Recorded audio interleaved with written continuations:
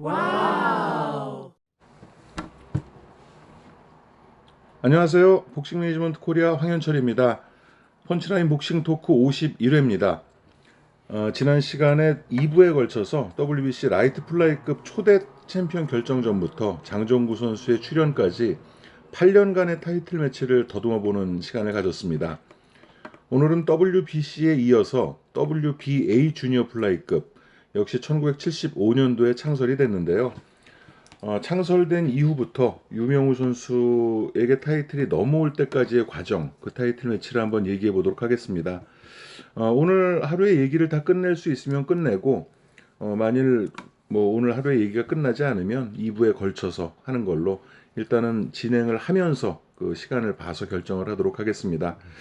역시 지난 시간에 같이 얘기를 나눠주셨던 WBC 국제심판위원이시고 저희 복싱 매니지먼트 코리아 국제이사를 맡고 계신 임준배 위원님 나와 계십니다. 네, 안녕하십니까. 그러면 출발해 보겠습니다. 같은 1975년이었는데 WBC는 4월이었고요. 그리고 WBA는 8월에 초대 챔피언 결정전을 벌이게 됩니다. 오늘도 많은 얘기 부탁드립니다. 그래서 일단 전에 말씀드렸듯이 WBC는 그 75년 4월 4일날 초대 챔피언 결정전이 있었고 WBA는 그로부터 한 4개월 후죠. 8월달에 초대 챔피언 결정전을 벌이게 되는데 이 초대 챔피언 결정전만 보면은 이 초대 챔피언 결정전만 선수 레벨을 보면 WBA 쪽이 좀 낫었죠. 좀 우위에 있다고 그래서 보여지네요. 리코베르토 마르카노는 그 베네수엘라에서 상당히 그 플라이급에서 유망주로 그 각광을 받던 선수였고 하이메리우스 역시 파나마에서 그 굉장히 플라이급에서 유망주로 각광을 받았는데 이 두 선수가 이제 마르카노는 신장은 좀 있는데 굉장히 그 슬림한 체격이고 아마 많이 먹어도 플라이급이 될까 말까 뭐 이런 체격이고 하이메리우스는 굉장히 단신이었죠. 단단하죠. 그래서 어떻게 보면 라이트 플라이급은 이런 이 두 선수에게는 아주 그 적합한 체급이 됐고 이 두 그 중남미 그 실력자들이 그 초대 챔피언 결정전을 맡게 되죠. 그래서 이 챔피언 결정전에서는 이제 하이메리우스가 그 자신의 홈링인 파나마 시티의 그래서 마르카노를 판정으로 이기고 그 WBA 라이트 주니어 플라이급 초대 챔피언에 오릅니다.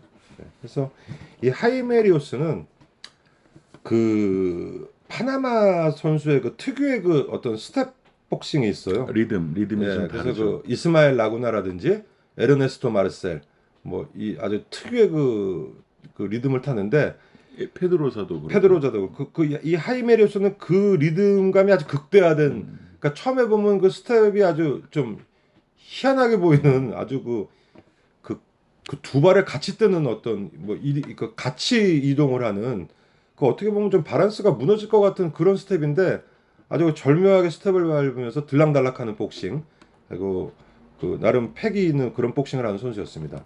그래서 8월 달에 챔피언이 되고 WBC도 그랬지만 1차 방어전은 또 일본에 와서 방어전을 하죠. 그래서 이 댄유 가즈노리 그 김성준 선수와의 시합 때도 논했고 이 선수도 뭐 우리나라 선수와는 인연이 많았던 선수. 여러 차례 했죠. 예, 그리고 일본의 그 챔피언 중에 최단신 한 146 정도 되지만 뭐 나름 키가 작은 만큼 몸은 당당하고 뭐 터프했던 그런 선수였습니다. 패더급의 일본에 스파이더 네모도 선수가 있는데 네. 패더급에서 거의 일본에서는 최단신이었죠. 하지만 그 최다 방어 기록을 또 가지고 네, 있는데 그렇죠. 예. 이 테뉴가즈노리는 라이트 플라이급의 스파이더 네모도가 됐어요. 그리고 굉장히 일본 타이틀도 아마 여러 차례 방어했습니다. 14참가까지 아마 굉장히 오래 방어했고 어쨌든 그 이 체급에서 일본에서는 어떤 그 당시에 그 90개 요코 전까지는 절대적인 강자였습니다. 그래서 WBC의 그 시마부쿠로는 좀 캐리어가 좀 일천해서 승산이 없었는데 댄유 가즈노리는 그 하이메리우스를 불러들일 때는 어느 정도 승산을 갖고 있었고 사실 이 두 선수는 이전에 한번 시합을 하죠. 그렇죠. 예, 했는데 그 4라운드 TKO로 그 가즈노리가 진 걸로 기록은 나오지만 사실은 그 부상이하고 좀 빠른 수도 그러니까 가즈노리로서는 좀 댄유로서는 좀 억울했던 그런 시합이었기 때문에 이 하이메리우스 정도를 불러들여서 하면 뭐 승산이 충분히 있다. 뭐 이런 그 예상하에 시합을 했는데 이 시합은 뭐 가즈노리가 굉장히 부지런히 움직이는데 리오스가 좀 더 부지런히 움직입니다. 못 잡더라고요. 예. 그래서 가즈노리도 굉장히 애를 썼지만 조금 아까 말씀드린 그 하이메리우스의 이상한 특이한 스텝을 못 잡더라고요. 그래서 하이메리우스가 이제 무난하게 1차 방어전에 성공을 합니다. 그리고 어, 그리고 6개월 후에 여기는 텀이 좀 예, 길었네요. 좀 쉬었네요. 뭐 그 일본 또 아시아를 갔다 와서 좀 쉬었는데 그 이번에 하이메리우스가 그 도미니카로 날아가서 그 당시에 그 소형 포먼이라고 불리던 리틀 포먼이었죠. 그 후안 구스만과 그 2차 방어전을 벌리는데 구스만은 이 시합까지 그 데뷔 초반에 패가 한 번 있었고 23, 4승 한 23승에 20KO 뭐 어쨌든 물론 뭐 상대 질을 논하기 시작하면 좀 뭐 문제가 생기긴 하지만 상대 질을 떠나서 일단 그 전적만으로는 어마무시한 이 당시에 플라이급 그런 경량급 라인에서 그 정도 큐를 가진 선수는 거의 없었어요. 그렇죠. 네, 그래서 상대의 질이 뭐 좀 떨어진다 그러더라도 아무튼 이 상대가 좀 약하더라도 이런 케어 펀치를 2체급에서 구사할 수 있는 거는 뭐 하드 펀쳐인 건 틀림없는 사실이죠. 그래서 이 시합은 굉장히 서로 그 밀고 당기는 시합이었는데 글쎄요 이거는 뭐 리오스가 억울하게 졌다고 그러기도 좀 그렇고 그렇지만 아주 뭐 진시합 같지는 않은데 어쨌든 그 구스만이 2대1 판정으로 그 타이틀을 리오스로부터 빼앗아 오죠. 2대 챔피언이 되게 됩니다. 구스만이 타이틀을 이제 빼앗자마자 그 일본에서 8전 8승 5KO였죠. 네. 90겐 요코가 이제 야마나시로 그 후안 구스만을 불러들여서 그 세계 타이틀 도전에 나서게 되죠. 구시켄 선수는 아마추어 경력이 꽤 있었지만 그 처음에는 아주 굉장한 그 어떤 주목을 받지 못했는데 그 세계 타이틀 전초전이라고 할까요? 그 고메스키라는 그 선수를 불러다가 그 세계 랭커였죠. 세계 랭커인데 아주 그 시합을 정말 그 통쾌하게 이기면서 어떤 세계 타이틀 획득에 대한 그 기대감을 굉장히 갖게 만드는 선수였고 그때만 해도 코스염을 안 길렀었더라고 사진을 보면. 구시켄 요코는 그 주니어 플라이급이 생긴 것이 천운이에요. 그러니까 맞아 떨어졌고 아마추어가 62승 3패인데 50KO승입니다. 그 정도로 펀치력은 있었는데 고등학교 1학년 때부터 그 인터하이 또 고등학교 챔피언을 계속 지냈었는데 체급이 모스키토급이었어요. 그래서 프로의 데뷔를 그때 최경량급이 플라이급이어서 데뷔는 했지만 아무래도 파워에서 좀 밀린다. 그래서 데뷔전부터 별 3, 4전까지는 주목받지 못하던 확실히 파워가 딸린다는 그런 지적을 받았었는데 주니어 플라이가 창설되고 체급을 내려서 경기를 가지면서 이제 그 본인의 그 잠재력도 더 폭발을 하게 된 그런 케이스예요. 그래서 구스만에게 도전을 할 때 이르다는 그런 평도 있었지만 구시켄에게 기대를 하는 그런 그 전문가들도 상당히 많았습니다. 그러니까 이 시합이 그 9전째였죠. 그렇죠. 그러니까 굉장히 그 당시로는 굉장히 그 스피드한 세계 타이틀 도전이었고 상당히 파격적이에요. 그리고 그 당시에 소위 뭐 우리나라나 일본이 그 세계 타이틀을 어떤 노리는 그 코스 자국 국내 챔피언, 동양 챔피언 뭐 이런 코스를 무시하고 막바로 세계 랭커와의 그 시합을 하고 막바로 세계 타이틀 도전을 하는 그런 시합이었는데 자, 이 시합이 이제 지금까지도 그 일본 경량급의 어떤 그 클래시컬한 아주 그 정말 그 명승부죠. 그래서 물론 90겐 요코도 다운이 있었지만 그 구스만을 정말 신나게 두들겨 패죠. 그래서 구스만이 소형 포먼이라고 하는데 90겐이 구스만을 다운시킬 때 포먼이 프레이저를 다운시키는 그 두 발이 공중에 떠서 떨어지는 그런 그 장면이 연상될 정도로 아주 강렬한 그런 그 다운신이었어요. 그래서 경기 초반에 뭐 다운을 빼앗기고 구스만이 어떻게든지 회복을 해보려고 그러는데 결국은 어떻게 보면은 뭐 구스만이 소형 포먼이라 하지만 파워에서 밀리면서 7회 정말 통렬한 케어패를 당하게 됩니다. 사실상 2라운드인가요? 그때 이제 두 번의 다운을 뺏으면서 그 경기가 완전히 90겐 쪽으로 기울게 되는데 뭐 도전자가 저렇게 통쾌하게 그 챔피언을 압도하면서 그 타이틀을 그 가지고 간 예는 일본에도 그다지 많지는 않았어요. 거기다가 뭐 구스만이 내일을 했을 때 24승 20KO 1패인가 뭐 전적이 그랬으니까 그 일단 뭐 중남미에서 온 굉장히 그 하드 히터였기 때문에 맞습니다. 뭐 관심을 굉장히 많이 끌었는데 구식겐 선수가 뭐 이에 부응하면서 정말 통렬한 KO승으로 타이틀을 획득을 하게 됩니다. 센세이션했죠. 네. 그리고 이제 3개월 후에 그 초대 챔피언 하이메 리오스를 맞아서 1차 방어전을 갖게 되는데 이 경기에서는 그 팬들을 완전히 실망시킨 그 반대의 결과가 나왔어요. 그러니까 이 시합은 이제 그 우리나라의 김성준 선수도 그랬지만 정말 그 통쾌한 승부로 타이틀을 따고 그에 따라서 1차 방어전에 대한 그 어떤 시합 내용에 대한 기대가 굉장히 컸는데 이 시합은 한마디로 얘기를 하면 구식겐 요코가 그 하이메리우스의 그 불규칙한 어떤 스텝업을 전혀 못 잡고 질질 끌려다닌다고나 할까요? 하고 3회 다운까지 한번 카운터를 맞고 다운되고 스타일 구기는 시합이 됐고 뭐 심판진의 도움이라면 좀 그렇지만 어쨌든 2대1 판정으로 그 1차 방어전이 굉장히 힘들다는 어떤 징크스를 남기면서 타이틀 방어를 겨우겨우 하게 되고 이때까지만 해도 이제 구식견 선수가 그렇게 장수 챔피언이 되리라고는 또 예상을 못했던 뭐 그런 시합이었죠. 그 1차 방어전이 끝나고서는 평가가 많이 절하됐어요. 그래서 그 아직 그 구식겐에 대한 평가는 유예다. 좀 더 지켜봐야 된다는 그런 언론의 기사도 있었는데 아무튼 지명 방어전을 1차 방어전에서 통과를 했습니다. 근데 또 산 넘어 산이라고 2차 방어전에서는 그 초대 챔피언 결정전에서 리오스와 아주 그 치열한 승부를 펼쳤던 그 리코베르토 마르카노를 맞이하는데 이 시합도 또 쉽게 풀어가지를 못해요. 그렇죠. 사실 이 경기도 뭐 냉정하게 본다면 채점을 90개인이 한두 점 정도 졌다는 그런 얘기가 그렇죠. 많은데 근데 이 경기에서는 90개인이 좀 약간의 반등의 요소를 보여줍니다. 그러니까 비록 지긴 했죠. 어렵게 이기긴 했지만 파워가 좀 많이 붙은 그런 모습을 보여줬거든요. 그래서 장정구 선수가 사파타에게 첫 그 도전에서 졌을 때 가능성이 앞으로 있겠다는 느낌을 줬듯이 구식겐이 마르카노와의 경기에서 고전은 했어도 90겐이었고 괜찮은데? 라는 그런 그 평가를 이끌어내는 경기이기도 해요. 사실 90개 요건은 이제 체격 조건도 라이트 플라이가 아주 제격이고 나이도 좋았죠 이때. 맞습니다. 네, 이때가 23이 됐나요 이제? 챔피언을 21살 때 됐으니까 이제 22살 때죠. 네, 그래서 이 90개는 어떻게 보면 그 일본 복싱을 다시 조금 그 전 세대 가스이스마스라든지 와즈마고이치라든지 시바다 구니아키가 물러난 그 전 세대를 이으면서 다시 일본 복싱을 살리는 그리고 뭐 아까 얘기는 안 했지만 그 챔피언이 되는 날 그 다음 그 전날 이제 로얄 고바야시가 리아스코를 이기면서 일본은 노 챔피언에서 갑자기 이틀 만에 세계 챔피언이 둘이 생기는 그러면서 다시 어떤 복싱 붐이 조성이 되는 그런 시기가 됐죠. 맞습니다.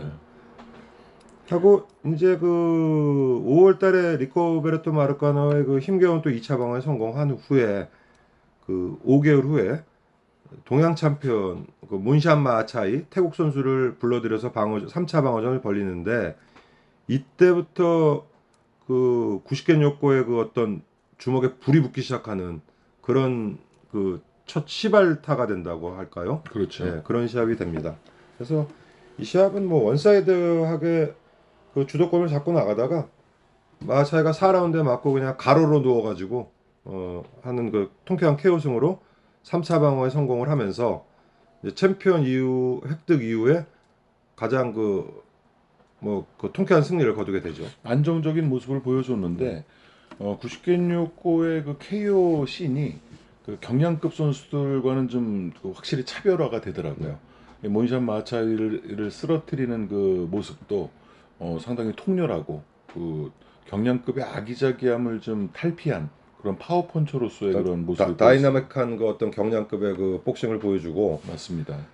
그로부터 또 3개월 후에 이번에는 또 필리핀 그 중견인 그 아니사토 바르카스 이 선수를 맞이하여서 방어전을 하는데 사실 이 시합부터 그 90개의 그 좀 뭐라 그러나요? 비매너스럽다고 그러나요? 더티함이죠. 예. 그래서 뭐 지금까지도 그 90개 욕구와 그 윌프레드 고메스 정말 우리 그 세계 복싱사의 위대한 두 선수이지만 그 아주 습관적으로 그 저 다운된 선수를 그 한 대 더 때리는 그 아주 의도적인 것 같은 나중에는 하도 자주 그러니까 의도적인 것 같은. 그러면 우리나라는 뭐 논하긴 그렇지만 우리 박영균 선수가 이제 또 쓰러지면 자꾸 하는 좀 안 좋은 습관인 것 같아요.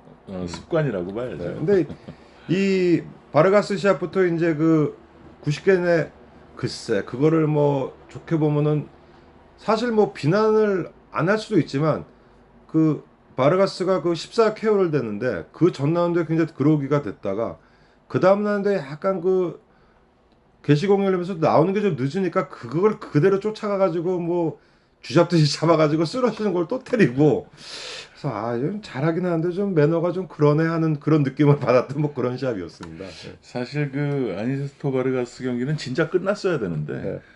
스탠딩 다운이 여러 차례 나왔어요. 그래서 그렇죠. 예, 그리고 이제 진작 레프리 스톱이 좀 걸렸어야 될 그런 그 편차가 너무 심했던 경기가 그 주심에 됐는데 약간 그 미숙함도 보이던 네, 그런 시합이었고 그래서 아마 약이 상당히 좀 올라 있었던 것 같아요, 구시겐이.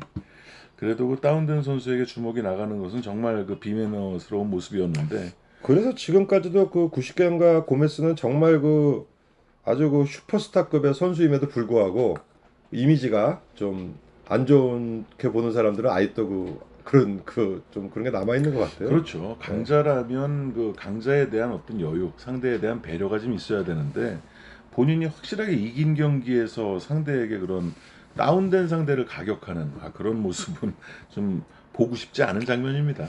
그래서 이 90개 요코 선수는 또 나중에 얘기 안 하지만 어떤 약물 스캔들도 있었고 그리고 내가 이 90개 요코의 전 시합 방어전을 봤는데 이 선수를 제가 그 당시에 볼 때는 시합이 끝나고 보통 이제 그 상대방하고 이제 서로 뭐 격려도 하고 악수도 하는데 단 한 번도 그 상대방 코너에 가가지고 상대를 위로하는 장면을 제가 본 적이 없어요. 그래서 야 쟤는 정말 인간성 더럽구나 하는 생각을 그 당시엔 했었는데 제가 몇 년 전에 그 히가 WBC 챔피언이었던 히가가 그 90개 요코 선수였거든요. 그래서 그렇죠. 그 오키나와에서 히가가 그 방어전을 할 때 제가 저 심판을 갔는데 그 시합이 이제 오키나와에서 90개 요코가 프로레슬에게 타이틀을 뺏긴 이후로 처음 열리는 세계 타이틀 매치라고 그러더라고요. 그러니까 몇십 년 만입니까? 그래서 그 당시에 90개 요코를 만났는데 뭐 어떻게 얘기하다 보니까 아직도 당신은 그 한국에서는 미운 존재다.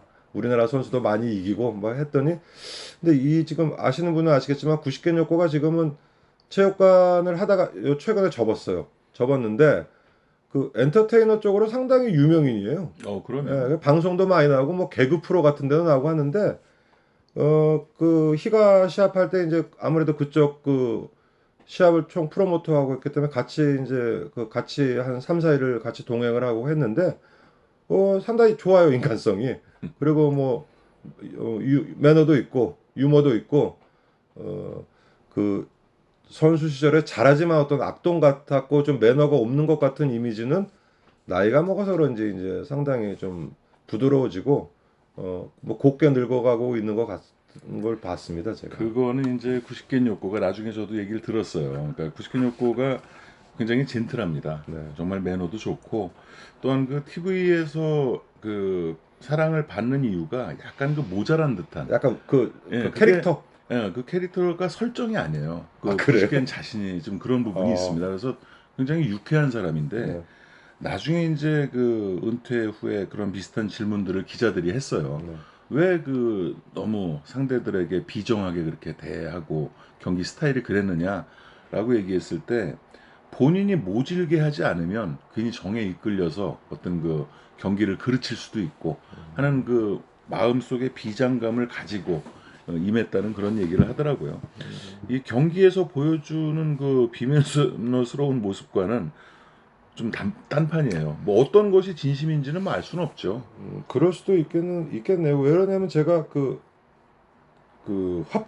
버나드 홉킨스도 그 현역 시절에 보면 악역 이미지잖아요. 그렇죠. 예, 그리고 뭐 진짜 엉기고 부시고 뭐 잡아뜨리고 했는데 정말 제가 외국에서 만난 그 복서 출신 중에 손꼽히는 젠틀맨이에요. 홉킨스가. 그러니까 그게 어떤 그 현역 시절에 자신을 오히려 이 북돋우기 위해서 더 그렇게 마음을 먹는 건지 몰라도 홉킨스도 굉장히 정말 젠틀하고 복싱 쪽에 관계된 사람들한테는 정말 이 아주 이 뭡니까 호의적이고 뭐 그런 저거고 구식견도 뭐 금방 말씀드렸지만 굉장히 좀 젠틀하고 재밌고 뭐 그렇더라고요. 그래서 하지만 선수 때 보여주는 이미지 네. 또 이때 70년대 당시만 해도 반일 감정이 워낙 또 높았을 때였기 때문에 그 구식견에 대한 구식견을 바라보는 그 이미지 자체가 좋지는 않았어요. 하지만 실력 자체를 부인할 수는 없었고 네. 아니세토 바르가스를 어쨌든 14라운드에 KO 시키면서 4차 방어에 성공을 하고 2연속 KO 방어죠. 자 이때부터 이제 그 구식견의 주먹에 불이 붙는 거죠. 이제 연속 KO의 그 방어가 카운트가 들어가게 됩니다. 그래서 그 하이메 바라가스를 이기고 5월 달에 그 1차 방어전에서 상당히 고전을 했던 하이메리오스와 다시 그 지명전을 맡게 됩니다. 그래서 이 시합이 제가 보기에는 구식겐 요코의 베스트 시합? 구스만 시합과 더불어 베스트 시합인 것 같은 게 그 1차 방어전에서 그 잡지 못하고 그렇게 고전했던 하이메리오스를 아주 철저하게 유린을 하고 13라운드에 정말 산송장처럼 그 하이메리오스가 코너에 박혀서 서 있는 상태에서 레프리 스톱이 걸리면서 그 구식겐 요코의 강함이 이제 점점 더 부각되는 그런 시합이 됐습니다. 이때 정말 저 준비를 잘했던 것 같고요. 초반 라운드에는 많이 맞았어요, 구식겐도. 그 리오스의 그 스텝 그 리듬을 처음에는 잘 따라잡지 못해서 허용을 많이 했죠. 맞으면서도 계속 쫓아 들어가면서 결국은 그 리오스의 템포를 잡아내면서 그 중반 이후부터는 완전히 승기를 잡죠. 그래서 이 시합은 지금 황 대표님 말씀대로 초반에는 허용도 많이 해서 시합 후에 그 구식견 얼굴이 제일 엉망이 되었던 시합 중에 하나였죠. 그렇습니다. 예, 이기긴 했지만 정말 뭐 양쪽 눈 다 잘리고 뭐 붓고 막 그랬던 적인데 정말 최선을 다한 느낌. 그리고 이 시합은 13라운드를 거의 1초 남겨놓고 네. 종료 공 울리기 직전에 이제 스톱이 됐는데 구식겐이 레퍼리 스톱된 다음에 로프를 잡고선 서 있어요. 그 이제 처음에는 일본 팬들이나 그 현장에서도 뭐 아나운서나 전부 다 그 레퍼리의 신호가 경기를 끝났다는 것을 알리는 걸로 받아들이질 않고 라운드가 끝난 걸로 착각을 했어요. 그러다가 금방 이제 레퍼리의 그 제스처를 보고 아 구식겐이 이겼구나라고 해서 장내가 막 들뜨게 되는데 그래도 별로 좋아하지 않더라고요 구식겐은. 좋아할 힘이 없었던 것 같아요. 힘을 정말 있는 힘껏 있는 힘을 다 소진한 것 같아요. 라스트 스팟을 할 때는 정말 만약에 하이메르스가 그걸 견뎌냈으면 14라운드에 구식겐이 제풀에 주저앉았을 수도 있었을 정도로 정말 그 온 힘을 다 쏟아가지고 피니시를 끌어냈던 그런 시합이었죠. 그랬을지도 모르겠네요. 구식겐 요코는 사우스포지만 그 복싱 폼이라든지 어떤 그런 그 기본기가 상당히 뛰어나고 그렇죠. 그 상태에서 또 파워까지 갖춰져 있어서 그리고 이제 그 당시에는 주로 사우스포면 카운터를 노리는 전법의 선수들이 많았는데 이 선수는 굉장히 공격적인 사우스포. 인파이터였죠. 네. 그래서 팬들의 사랑을 많이 받았습니다. 그러면서 이제 3연속 KO 방어를 성공을 했고 그리고 5개월 뒤죠. 78년 10월에 김성준 선수와 두 번의 격전 그리고 2차전에서 승리를 거두면서 다시금 동양 타이틀을 탈환한 그 정상일 선수가 이제 6차 방어전의 도전자로 갑니다. 이제 이 시합이 그 구식겐 요코 선수가 우리나라 팬들에게 가장 그 미운 털이 박히는 아주 그 결정적인 시합이 됐는데 밉상이었죠 이때는. 정말 정상일 선수가 보기 민망할 정도로 그 공격을 당하고 그 다운이 돼서 이렇게 뭐라 그래야 되나 이렇게 뭐 기어간다 그러는 걸 가서 뒤통수를 또 치고 정말 욕 나오게 하는 그런 시합이 됐죠. 그리고 더구나 그 당시 뭐 지금도 그렇지만 어떤 한일 간의 그 라이벌 감정은 숨길 수가 없는 건데 그러면 차라리 장렬히 키워대는 것도 아니고 그냥 뭐 이렇게 막 그 도망가듯이 기는 거를 뭐 뒤통수를 치고 해서 그 정말로 그 우리나라 팬들에게 분노를 샀던 그런 시합이 됐습니다. 4라운드 다운도 거의 푸싱으로 네. 밀어서 넘어. 밀어서 그 기는 선수를 가서 또 뒤통수를 치고 그래서 했지만 아무튼 연속 KO를 계속 하게 되는 거죠. 하고 정상일 선수의 이 도전은 역부족이었다. 뭐 한마디로 그렇게밖에 말할 수 없는 그런 시합이 됐습니다. 안타깝게 어쨌든 정상일 선수마저 도전에 실패를 했고요. 3개월 뒤에는 2차 방어전에서 그 90개를 괴롭혔던 그 초대 챔피언 결정전의 패자였던 리고베르토 마르카노와 또 재대결을 갖게 됩니다. 그 이때가 아마 그 90견의 최절정기였던 것 같아요. 그래서 이 당시부터 이제 그 90견 욕구가 방어전 하나를 늘릴 때마다 그 트렁크에 별을 하나씩 새기고 나서 그 마치 2차 대전 때 그 전투기가 격추 그 상대방 적기 격추 그 대수를 갖다가 그 마킹하듯이 하고 그 어떤 독수리 이미지의 가운을 입고 최절정기를 누르고 이 시합은 그 마르 90겐이 그 처음 그 마르카노와 붙었을 때 90겐이 아니었어요. 그렇죠. 그래서 뭐 정말 그 통렬하게 그 마르카노가 아주 그 완벽한 케어패를 당하게 됩니다.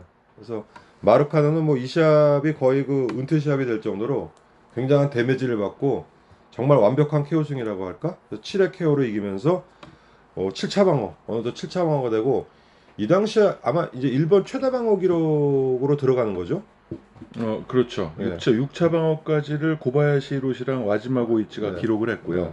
7차 방어는 일본 신기록이었어요. 이제 7차 방어 들어서면서 그 90겐이 어떤 레전드급으로 평가받기 시작하는 어떤 그런 시점이 되고 뭐 실력이나 모든 게 최절정기였던 그런 시기였던 것 같습니다. 게다가 지금 연속 KO 방어가 5인데 네. 5연속 KO 방어라는 것은 중량급에서도 특급 챔피언 아니면은 거의 이뤄내기 힘든 그렇죠. 신척이거든요. 지금도 뭐 6연속 KO 방어가 일본 세계 타이틀 매치에서는 기록이잖아요. 네, 그렇죠. 근데 그것도 그 가장 최경량급인 당시 주니어 플라이급에서 기록하고 있었기 때문에 일본의 자랑이라고 불릴 만한 업적을 계속 쌓아나가고 있었습니다. 그렇지만 하여간 밉상이었어요. 국내 팬들로서는 그랬어요.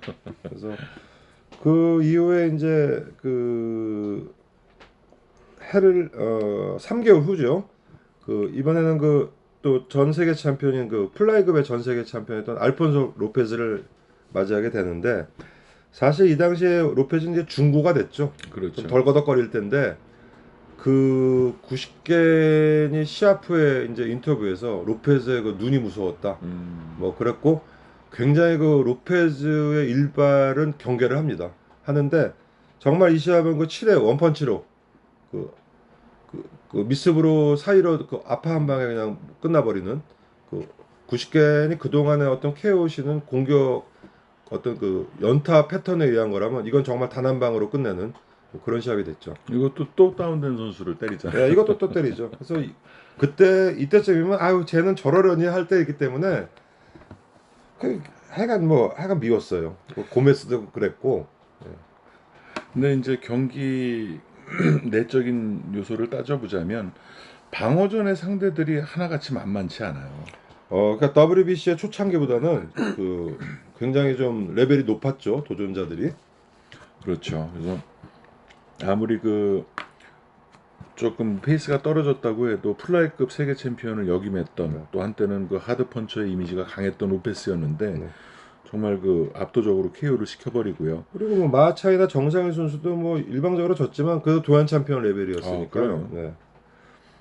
그리고 이렇게 6연속 KO 방어에 성공을 하고 이제 3개월 후에는 그 한 차례 그 WBC 타이틀에 도전했던 라파엘 페드로사를 맞춰서 9차 방어전을 갔습니다. 네, 이 선수는 전에 그 에스타파의 방어전 상대로 나왔을 때 잠깐 얘기를 했는데 그 에우세비오 페드로사와 사촌지간일 거예요. 네, 그래서 후에 그 이 라이트 플라이급 정복에 실패하고 주니어 반탐으로 올려서 그 우리나라의 배석철 선수와 WBA 주니어 펜터급 초대 결정전 4강전에 맞붙느라고 우리나라에 한번 왔었죠. 그렇죠. 81년도부터. 예.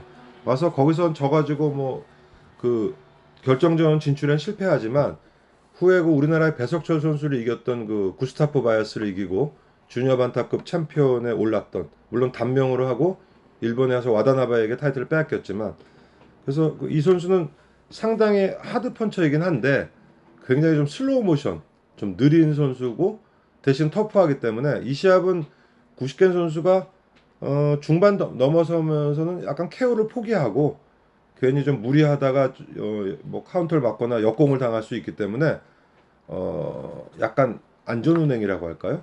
그래서 그 중반 이후는 뭐 어떤 뭐 적극적인 대시보다는 포인트를 올리고 뭐 시합을 운영해 나가는 그런 시합이 됐고 지금 대표님 말씀하신 대로 이제 연속 KO 방어 기록은 여기서 일단 스톱을 하죠.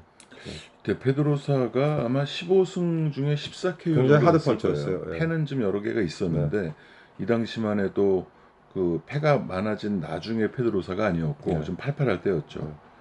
근데 이제 이 당시도 스피드는 없었기 때문에 그 구시켄 요코가 뭐 그러니까 뭐 잡을 수는 있으리라고 생각했지만 그 한 방을 좀 주의를 하느라고 좀 안전 운행이죠. 좀 조심스러운 경기를 운영을 하다 보니까 이제 판정승을 했지만 뭐 스코어는 아주 원사이드한 뭐 그런 시합이 됐습니다. 맞습니다. 그리고 또 3개월 후입니다. 그 에스타바는 한두 달에 한 번씩 했는데 네. 90개는 3개월, 4개월의 패턴을 계속 지켜주죠. 약간 관리된 느낌의 그 방어전 페이스죠. 맞습니다. 네.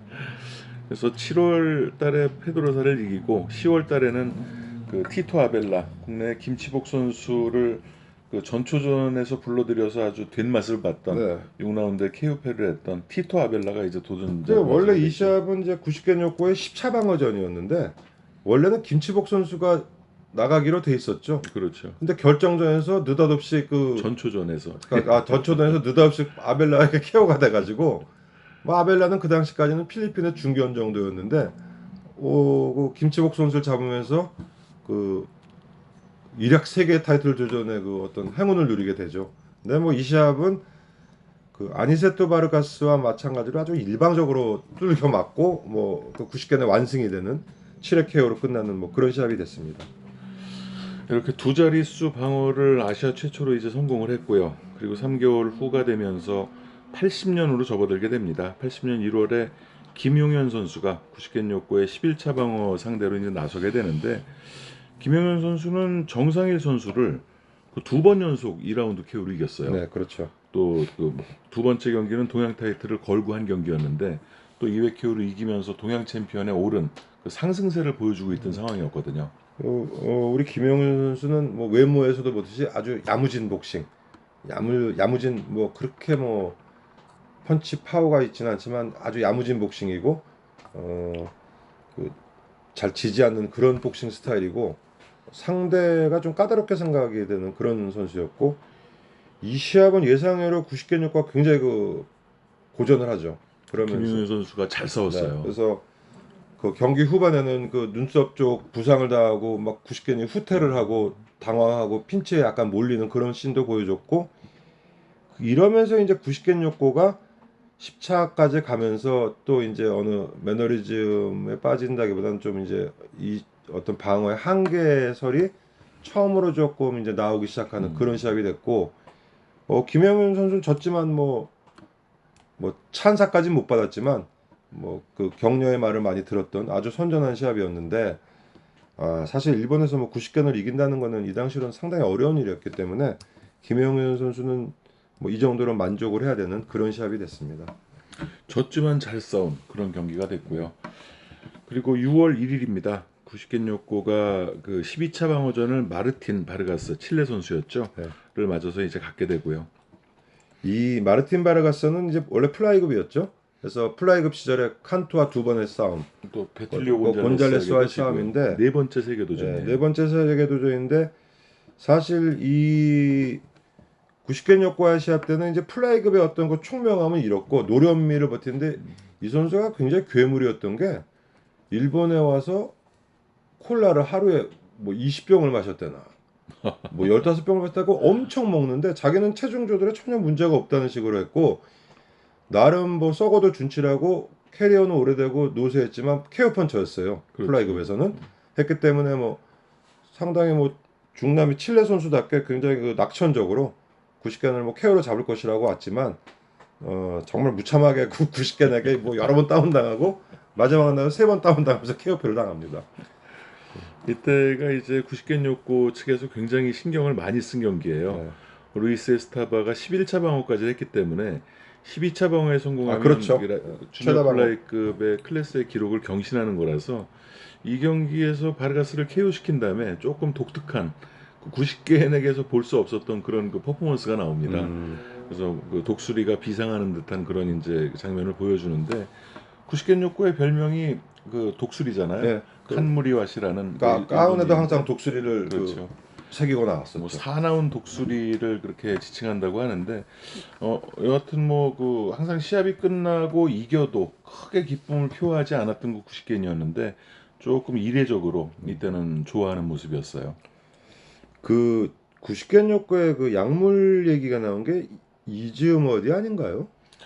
약물 얘기는 그 저 페드로 플로레스에게 진 이후에 터지게 그랬나요? 됐는데 네. 그 얘기는 뭐- 저희가 다루기가 네. 여기서 얘기하기는 옆 나라 얘기고 네. 또 워낙 여러 가지 설들이 있기 때문에 그 지금 다루기는 좀 맞지 않은 것 같습니다. 그래서 뭐 개인적인 생각으로는 가능성이 없지는 않으나 제 개인적인 생각입니다. 그 뭐 가능성이 전혀 없다고는 100% 얘기는 못하지만 일단 현실적으로 그 시합 시간에 맞춰서 그렇게 무기력하게 만든다는 게 현실적으로 굉장히 어려운 것 같은 그런 느낌은 있었는데 어쨌든 그 가네이라 그 교회즘에 대한 어떤 음해라는 얘기도 있었고 팩트라는 얘기도 있었고 뭐 여러 가지 설이 있었지만 그 기사를 처음 터트린 그 문의 주간 문춘이죠. 추간 문춘이 원래 그 스캔들 정치 스캔들이나 뭐 연예인 스캔들 같은 걸 많이 다루는 그 문예 춘추가 그 주간지인데 이제 국내 썬데이 소울 같은 네, 그러니까 그런 그 잡지예요. 연예인 뭐 정치인들 스포츠맨 스캔들 또 그런 뭐 야사 뭐 이런 걸 좀 많이 다루던 그런 잡지였죠. 그래서 주로 이제 이슈로 삼는 것이 폭로 위주의 그러니까 그런 폭로. 기사였는데 그러니까 뭐 무슨 정치인과 연예인의 뭐 내연 관계 이런 거 막 쫓아다니면서 하고 뭐 그런 것도 많았고 이상한 어떤 논리에 그런 것도 많은데 글쎄요 지금 황 대표님 말씀하신 대로 90개 요구의 그 약물은 뭐 100% 팩트라고 할 수도 없고 그렇다고 뭐 그건 누구도 장담할 수 없는 거겠죠. 근데 결국은 그것도 결국은 나중에 뭐 별 저거 없이 그냥 유화무화하고 끝나지 않았나요? 그 상황에서. 일단은 뭐 고소로 마무리가 돼서 네. 그 가네이라 회장의 누명은 벗은 걸로 뭐 언론에는 알려져 있고요.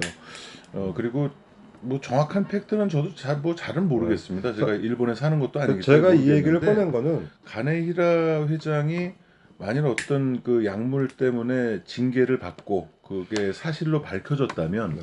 일본 복싱계에서 활동을 못했을 거예요. 그렇죠. 와타나베 지로가 은퇴하고 지금 30년이 훨씬 넘었는데도 야쿠자의 이제 어떤 그 연루가 되는 바람에 그 제명이 됐거든요. 여전히 복싱판에는 나서질 못한 나타나지 예, 못하고 최근에 있죠. 제명이 됐어요. 예. 그런데 그럴 정도로 엄격한 그 일본 복싱계인데 만일 그 약물 사건에 어떤 그 팩트가 많이 그 있었다면은 계속 저렇게 활동을 교회 이즘에서 할 수 있었을까라는 생각도 들고 또 반면에 그 거기 약물 사건의 피해자로 알려진 사람들의 얘기를 들어보면 또 충분히 가능성이 있는 얘기이기도 하고 그래서 이게 제가 이 약물 사건을 얘기를 꺼낸 거는 구식겐 요코 선수는 정말 그 경량급에서는 훌륭한 선수임에 틀림없는데 그게 팩트든 뭐 어느 정도 근거가 있는 거든 전혀 사실 무근이든 어쨌든 그 일로 말미암아서 약간 그 어떤 업적에 그 색을 바래는 어떤 그런 느낌을 약간 주는 경우도 있는데 저 같은 경우는 뭐 그 사실을 떠나서 그 90개 욕구의 경기력은 굉장히 높이 평가를 하고 싶은 그런 선수입니다. 네, 맞습니다. 네. 그래서 12차 방어를 그렇게 돌파를 하고 이제 80년 10월에는 13차 방어전을 갖게 되는데 이때는 조금 만만한 선수를 불러오자라고 해서 불러온 것이 그 페드로 플로레스였어요.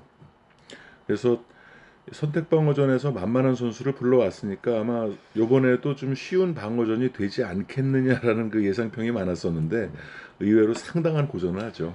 이게 그러니까 이 프로레스가 나중에 알고 보니까 그 멕시코에서도 뭐 그 갈린도 선수에게 케오페 당하는 거면 뭐 무참하고 그냥 그런 선수인데 그 이게 뭐 둘이 전생에 뭐 원한이 있었는지 이 90개 욕구에게 아주 그 독약이 되는 그런 선수가 됐습니다.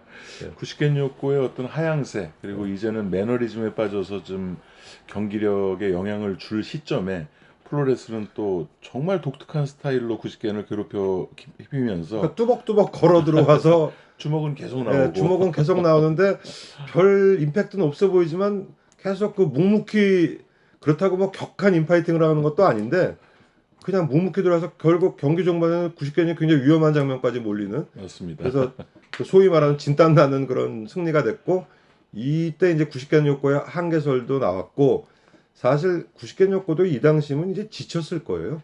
아마도 그랬겠죠. 예. 그 같은 체급을 벌써 4년이 넘게 타이틀을 가지고 있으면서 방어를 했기 때문에 13번의 시합을 치렀기 그렇죠. 때문에 뭐 인간의 한계점에 다다른 그런 거기도 하고요. 예, 그래서 이렇게 13차 방어에 성공하면서 이제 그 다음 해 플로레스와 재대결을 하게 되는 WBA의 지시를 받게 됩니다. 네. 그러면 오늘 그 1부 순서는 여기서 마감을 하고요. 다음 주 2부 순서에서 구시겐요코와 페드로 플로레스의 재대결부터 또 유명우 선수에게 타이틀이 가기까지의 과정을 그 나머지 순서를 시간을 얘기해 보도록 하겠습니다. 오늘 임준배 위원님 클로징 해주십시오. 뭐 저번에 제가 했으니까 오늘 황 대표님이 좀 하시죠.